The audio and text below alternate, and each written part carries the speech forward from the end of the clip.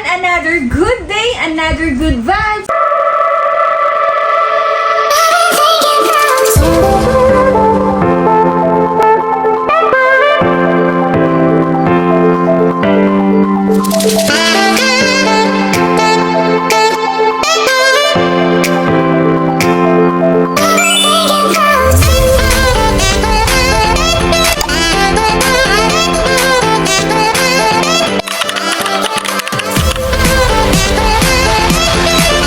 Welcome back to my channel!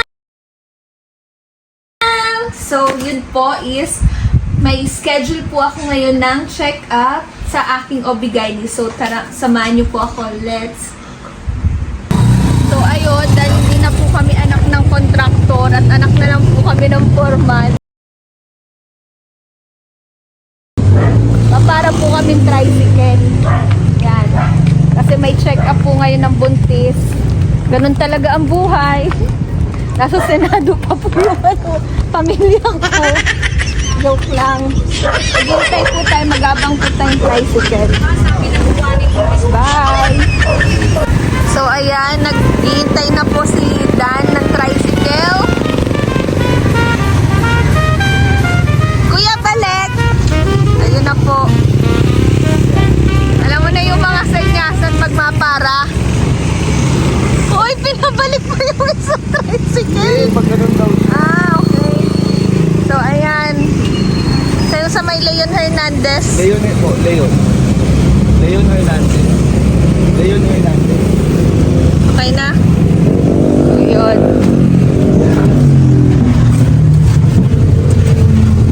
Barya lang. Ha? Barya lang sa umaga. Barya lang sa umaga. Di ba yun yung tinanong sa inyo sa Family Feud? Oo, ito. Ano ang inaano? Ano ang ayaw mangyari ng tricycle driver? Driver. Ano yung top answer? Ma-hold up. Hold Yata. up? Yun yata, ma-hold up. So ayun, papunta na po kami sa aking check-up. Bye muna.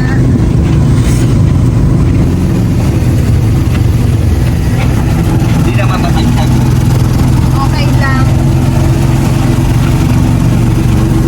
Mas kailangan ko ng matagdag kasi mas nakakatulong siya para pag Ayaw nga. Tama. Pwede kayo kayo sa susi, kahit yun, naka-tricycle lang naman talaga ako. Saka ano kasi ngayon, nasa pagawaan ng ating sasakyan. Yes, yes, Kaya yes. commute muna tayo. Pero minsan, masayang mag-commute kasi less less hassle yung maghanap ka ng parking. Oo nga, bababa ka na lang, yun na lang. Baka na lang, gano'n na lang. Nakakamiss din mag-commute, lalo na sa Manila, yung mga pa-jeep-jeep. MRT, Bus. yun na, ay LRT. Nakakamiss yung mga siksikan. Pero dito kasi, hindi naman ganun kasiksikan dito. Pero minsan nakakatamad din dito. Kaya minsan sarap yung mag-tricycle. Kung kasi pag sakay mo, wala ka nang iisipin.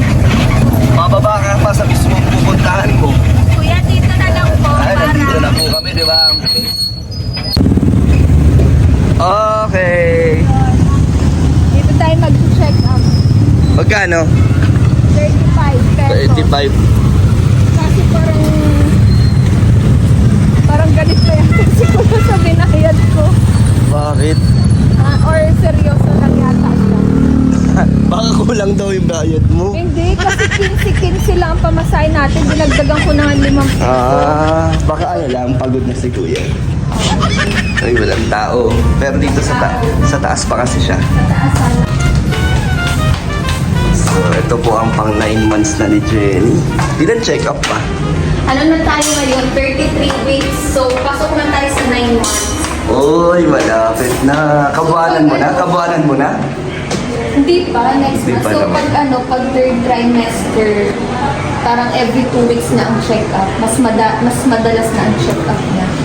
So, We are back sa tricycle po. Pauwi na po kami. so yun, pang 30 kasi ako sa pila. 11 pa lang. So, mga around 7 PM pa daw sabi nung nung assistant ni doktora. Kaya balik na lang kami. Kasi wala Kasi lang. ang tagal pa po. Alas 4 pa lang. Alas 4 pa lang. 5, 6, 7. Almost 3 hours. 5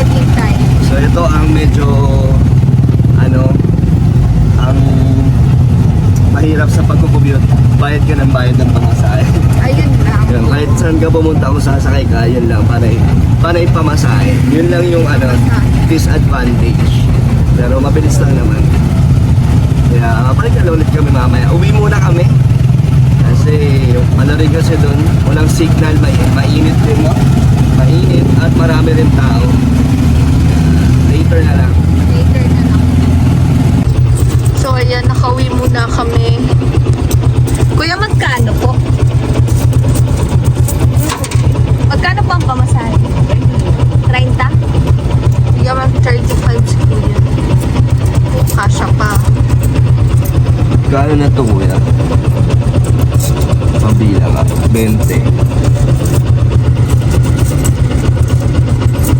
Sa gamit rin ng mga 20 coins po. mo. 30. Yan. Alam mo, parang nag-stroll lang tayo. Balik ulit si Tio na nakauwi na tayo. Bibiruin natin si Tiona. Tapos na. Tapos na. Tapos na kami mag-check up. Ang bilis, di ba? Magbihis ka na kasi pagbibigyan kita sa request mo, mag-uukay-ukay tayo. Ha? Mag-uka. Anong lutuin mo? Wow. Mag-uukay-ukay muna tayo.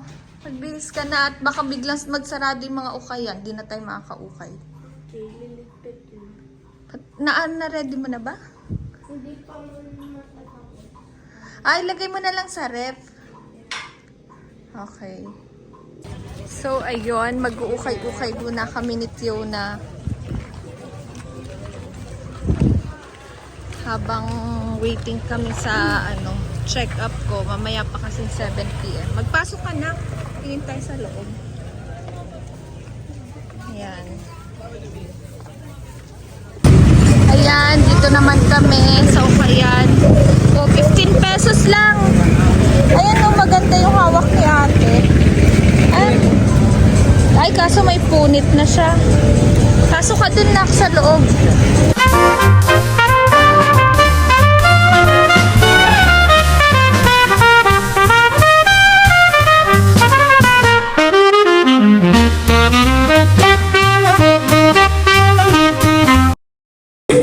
Ayan, sa kabila naman kaming ukayan. May naukay naman si Tiona. White short. Kaya mga sugat na nila po, tuloy lang po tayo, 50 na lang po tayo, mga ating kuya, tuloy lang po, 50 pesos lang po, lahat ng karturotan po, 50 pesos lang po, kaya tuloy lang po tayo, mga ating kuya, tuloy. Dali. Baba. Ihagis mo na muna si Tiona sa malayong lugar. Baka masira yung kama. Ay! Bye-bye, honey. Love you. Ay? Bibidyoan ko sana. Natutulog na. Akala ko nakatulog sa kakapanood.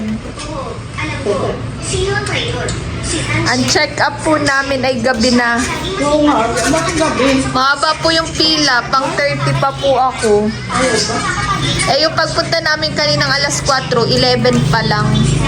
Kasi may pinaanak yung doktor. Nagpaalam siya ng maaga ngayong araw. Dahil sinabi niya Ayan. siya ngayon. Gabi na. Apo. Gabi na ang aking check-up. Di ba, Dan? Let's go. Let's go. Hanap po ng time for it. Meron na dyan. Ang ganda ng bungad pag may di ba pag lalabas si Mama Gemma, pag lalabas, ayan yung kanyang message, oh. Nilagyan siya dyan, Yan ang nagre-remind kay Mama Gemma. Kitang-kita mo talaga. Bago lang yata. Bago nga lang, oh, bawal magtapon basura dito. Di naman po nagtatapon si Mama Gemma kung saan-saan ang basura. Doon lang sa walang tao. Doon lang po sa walang tao. Yan. Hintay tayo ng tricycle again and again. Anong oras na? 7 ano? 7:10. 7:10.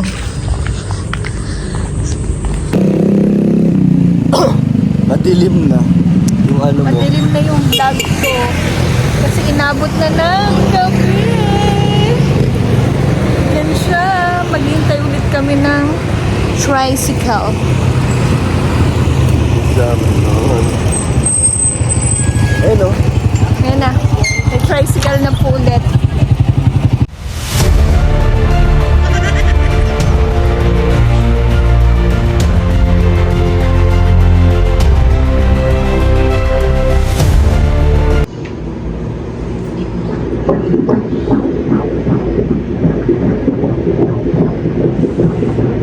Buti hindi maulan, pumunta kayo Saan? sa Manila.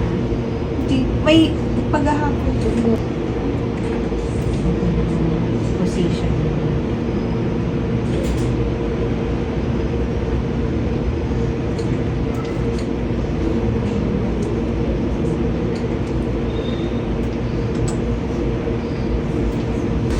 So, ayun na nga, nakauwi na kami ni Dan and natapos na po yung check-up namin. So, finally, yung check-up ko today is okay na okay. Strong na strong si baby and healthy si baby. And ayun nga, kumbaga, dumagdag lang tayo ng konti sa weight natin. So, kailangan na natin ng proper diet.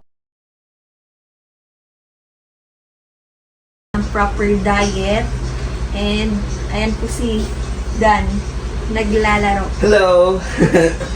O, talikod na ulit. So, yun. Happy naman kami kasi healthy naman si baby. And then, kinonsult ko naman sa doktor. Kwento ko naman sa OB-GYN ko na yung regarding nasa Manila kami, na everyday akong nasa, paano ba yun? Everyday ano? Huh? Everyday kaming nasa layasan. Tapos yun, kumbaga parang medyo tagtag ako. Pero nung chinek naman ni doktora yung heartbeat ni baby which is goods na goods, healthy na healthy si baby, and okay naman lahat regarding sa check-up ko. So, yun, kampante naman yung isip namin ni Dan and ni Fiona. Yan. Ano yun? Wala. Tapos yun. Pakita lang. Ba't lang baka nagdirekta yung rider? Oh, konting commercial. Kasi umorder kami ng food. Yon. And then, ano pa bang pwedeng ikwento? Wala naman na siguro. Yun lang yung ginawa namin. And happy si Fiona kasi napagbigyan yung request niyang mag-ukay-ukay. Yan. So, na-enjoy naman namin. Tsaka nakakamiss din mag-ukay-ukay minsan. Ang ganda rin yung mga nabili ni Fiona. So, yun lang. Waiting lang kami sa aming order. And, good night, everyone. Bye! Spread love and kindness! Bye!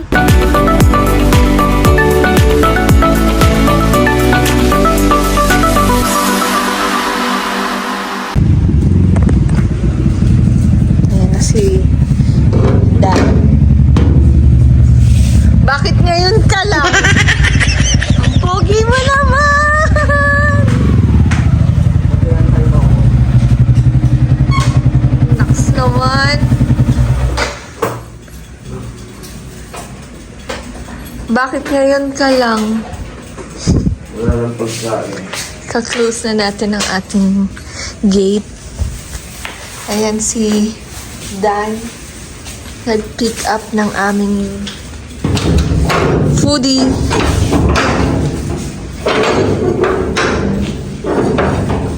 Saan sila, Hana? Nasa taas, patawagin na.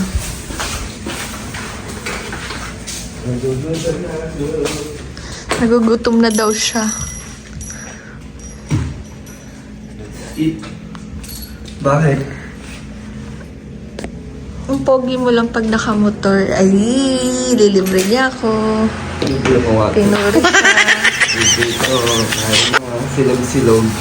Silog-silog. Silog-silog muna tayo. Let's go. Let's eat na po. Lord, ba yun? Yan.